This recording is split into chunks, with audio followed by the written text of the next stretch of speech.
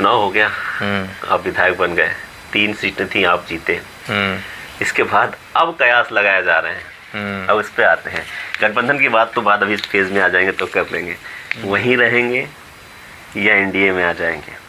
मुख्य मुद्दा क्या है कि आप रिजर्वेशन चाहते हैं तो आपको एनडीए में आना पड़ेगा, अगर आप विधायक बने रहना चाहते हैं तो आपको इंडिया में रहना पड़ेगा।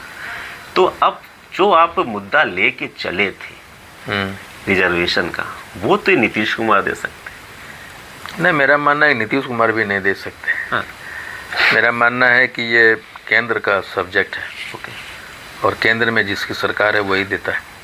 अगर आप बिल्कुल सही है, केंद्र तो नीतीश कुमार जी भी अगर देंगे भी तो वो विदाउट भाजपा के सहमति बिना नहीं दे पाएंगे। तो आपके ऊपर से बार्गेनिंग चल रही है क्या? लेकिन मेरा ये मानना है कि आप जिधर जाओ उधर रिजर्वेशन मिले, वो होता है राजनीति। अगर ये सोच के चलता तो मैं एनडीए से गठबंधन करता। बड़ा प्रश्न था ये। मैं एनडीए से गठबंधन करता, लेकिन मेरा ये मानना है कि कमज़ोर लोगों को कुछ भी नहीं मिलता है ना। भिखारी और गुलामों को मुट्ठी भर अनाज दिए जाते हैं, पेट भर खाना भी नहीं देते उसको हम लोग। तो मेरा ये कि ताकतवर बनो पहले। अब ताकतवर बनाऊं।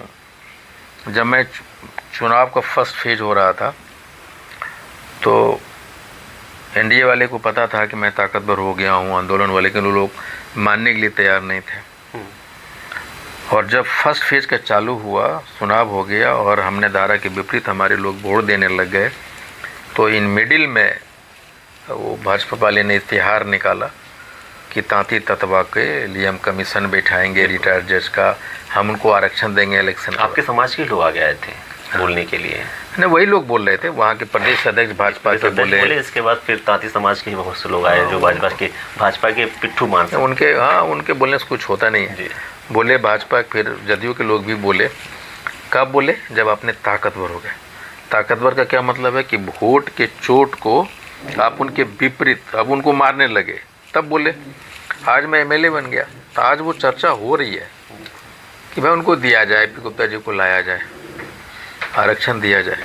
और मेरा जीवन का लक्ष्य था राजनीति में, आंदोलन मैंने आरक्षण वापसी के लिए किया, और उसका दूसरा रूप है इंडियन इंक्लूसिव पार्टी का राजनीतिक आंदोलन है। उसी मांग के लिए मैं पार्टी बनाई। और आरक्षण अगर मिलता है तो मैंने कहा कि मैंने विधायकी छोड़ने के लिए तैयार हूँ। ये मंत्री पद क्या होता है? आरक्षण अगर वो दे दें तो मंत्री पद के लिए मैं जाने वाला, मेरे लिए मंत्री पद के लिए जाऊँगा, ये मुझे क्या किसी को ये जचेगा नहीं। वो मेरा तांती तत्व 5 समाज के लोग जानता है कि मंत्री क्या, उनको कुछ भी मिलेगा तो नहीं जाएंगे। मेरे उनके लिए आरक्षण, मैं अपने बच्चों की लड़ाई लड़ूं। नहीं, एनडीए जाएंगे तो रिजर्वेशन के लिए जाएंगे, अगर मंत्री पद का ऑफर होता है तो निश्चित तौर पे अगर वो रिजर्वेशन देने की बात करेंगे तो मैं उनसे बात करूंगा। जाएंगे, बार्गेनिंग करेंगे? नहीं, बात करूंगा उनसे। कंफर्म? मैंने एक्चुअली अभी तो हाइपोथेटिकल क्वेश्चन है ना ये। अच्छा, कि अगर वो मेरी मांग ही है, अगर वो देंगे तो निश्चित तौर पर हम क्यों नहीं अपने लोगों से बात करेंगे। तो ये अवसरवादी राजनीति नहीं हो जाएगी? नहीं, तो फिर इंडिया की पहले चॉइस की थी आपने? बात यह है कि राजनीति हमेशा अवसरवादियों के लिए होता है। कौन है जो अवसर को नहीं तलाशता? राजनीति में अवसरवादी होना निहायत जरूरी है।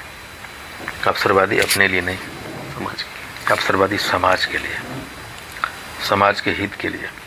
लेकिन मैंने तो यहाँ के बड़े बड़े जो धुरंधर नेता हैं उनको अवसरवादी होते देखा है। और अगर एक तत्वा समाज का नेता अवसरवादी होगा अपने समाज के लिए, इसमें गुनाह किस बात का? राजनीति इसी को बोलते हैं। लेकिन मेरा लड़ाई है आरक्षण वापसी का, उसके लिए मैं अवसरवादी हो सकता हूँ, अपने लिए नहीं, मंत्री पद के लिए नहीं। मतलब मंत्री पद के लिए नहीं, हम समाज के रिजर्वेशन के लिए आप हो सकते हैं। तो मतलब ये भी चीज़ क्लियर है, जा सकते हैं और नहीं भी जा सकते हैं। नहीं, वो देंगे तो मैं जरूर निश्चित तौर पर बात करेंगे। एक